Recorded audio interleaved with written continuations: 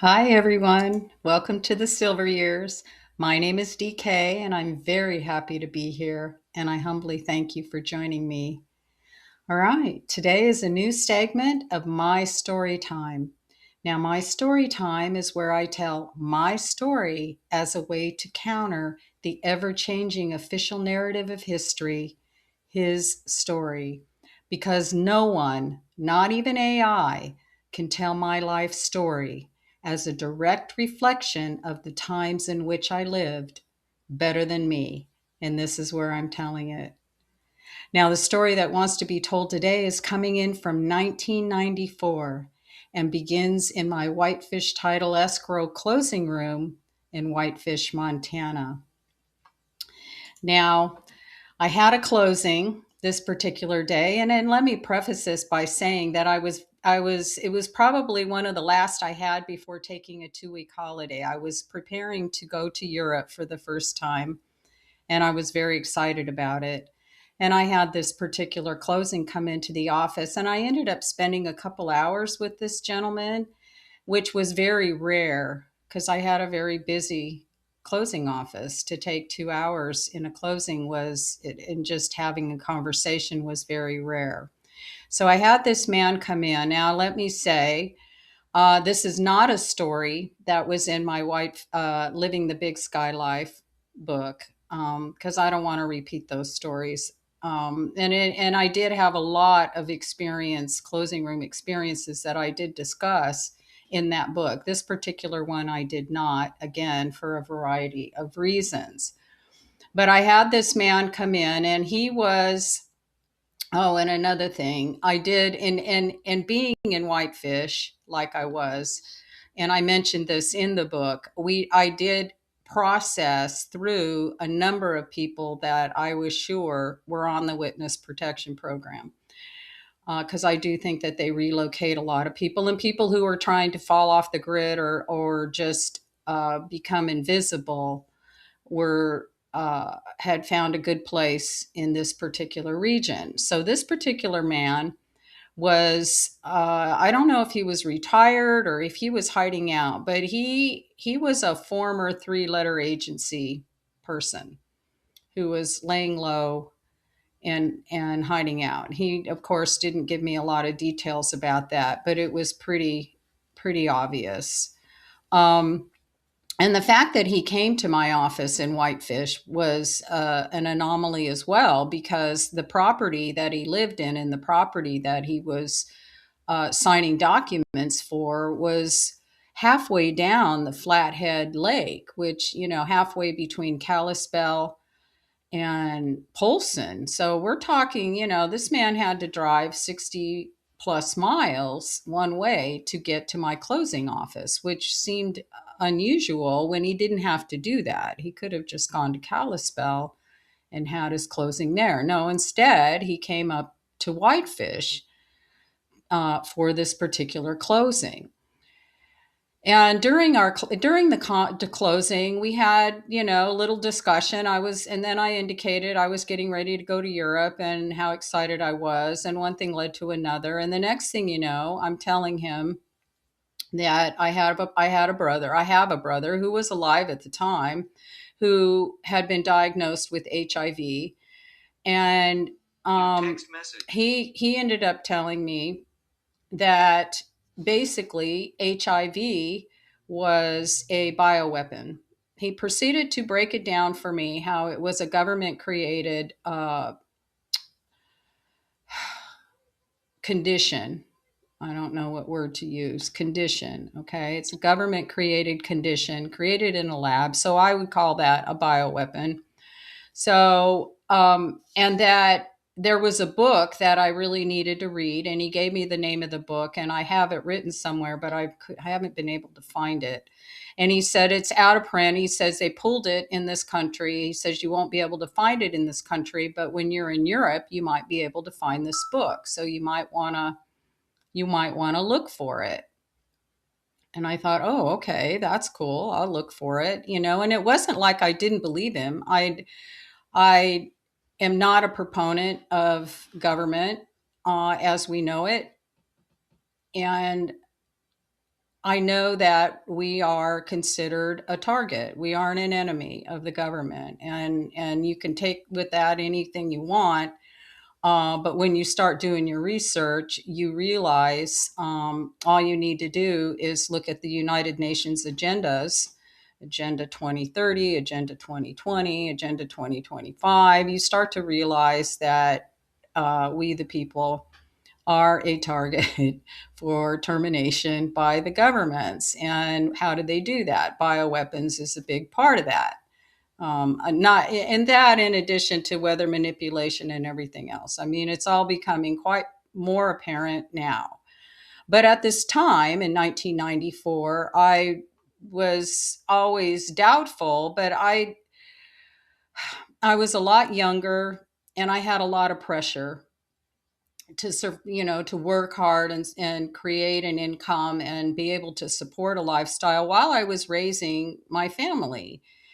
And so this guy was telling me how I felt like he had a sense of urgency, like he was trying to wake me up to this. And I know that over the last several years there have been a lot of people who have tried to do that, and you can't get people to wake up before they're ready. And it wasn't that I wasn't awake. I was already in a crisis. As my book, Living the Big Sky Life, talked, I was already in a shift point, like a Saturn return crisis. So I was already shifting into that mode, but I wasn't quite there. And he was, you need to, and this is before the internet too was available, where you could really do research. Okay. And for me, I took his information and I never forgot it. Obviously I'm sitting here talking about it, but it was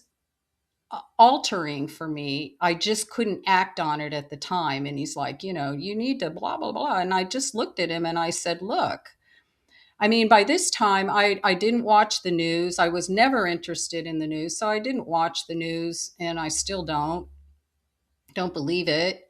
I went through a period of time where I kind of watched it just to see that everybody was using the same script. But at the same time, but at that time, I did not watch the news, so I was not up to date on everything that the new talking heads were trying to get people to buy into. But I wasn't watching the news. But he's like, yeah, you need to get out there and get informed and blah blah blah blah blah. And I looked at him and I said, look, I I have a family to raise. I said, if I start going down that hole, it will depress me so much that I won't be able to function.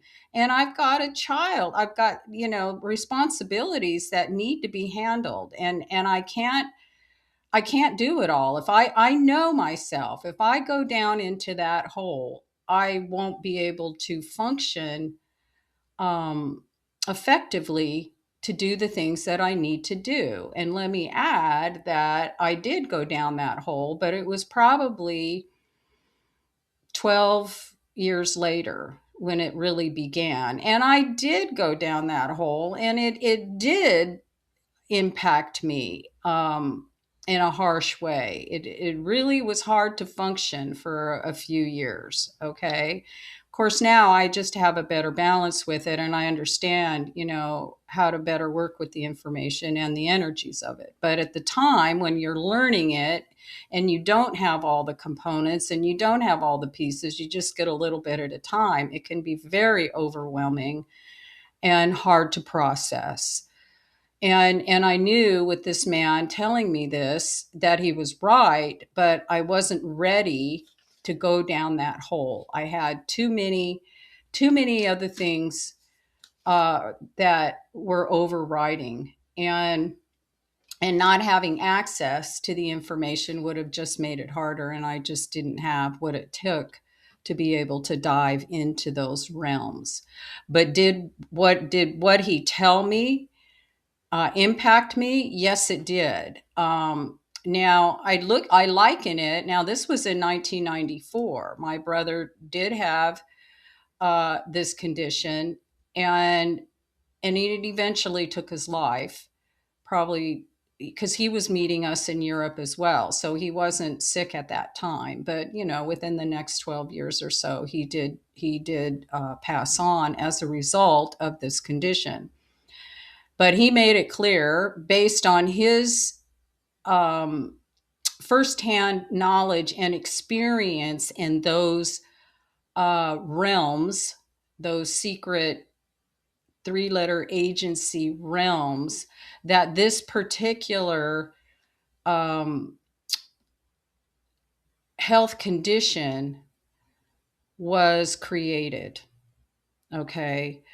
And was it the first time the government's done this? No. Will it be the last time? No. I mean, just look at 2020 and what happened in 2020 and that whole um, crazy making mind control experiment of 2020. Okay, that was another bioweapon, and it just continues to happen time and time again to get people to vaccinate and to poison their bodies and to play into the agenda of exterminating those that they no longer feel are useful on the planet, whoever these domineering factions are, these regressive factions that are running the government. And without getting too far out of away from the story, this man did make a difference for me in that. But at the time he gave me the information, I wasn't ready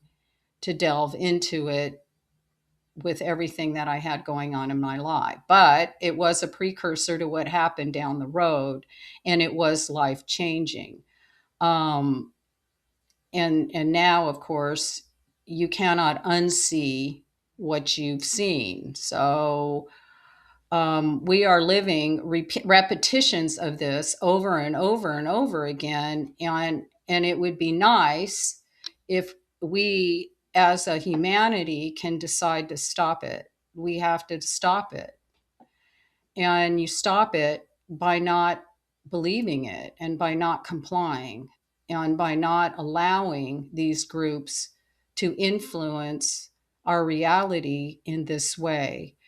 um, and I guess, in the end, that's probably most of what I have to say in this story, because his thing was a wake up call to me. He wanted me to wake up, and to some extent, I was already moving in that direction. I just wasn't ready to like totally, totally wake up. But anyway, now like I said, I'm in a completely different space.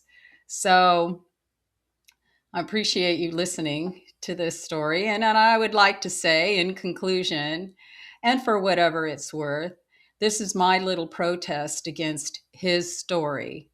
This is me telling my story my way. For the record, it's my story, and I'm sticking to it. I would love to hear your stories as well, so please feel free to share your stories in the comments. Until next time, be well, choose love, and thank you. Thank you for listening. Goodbye for now.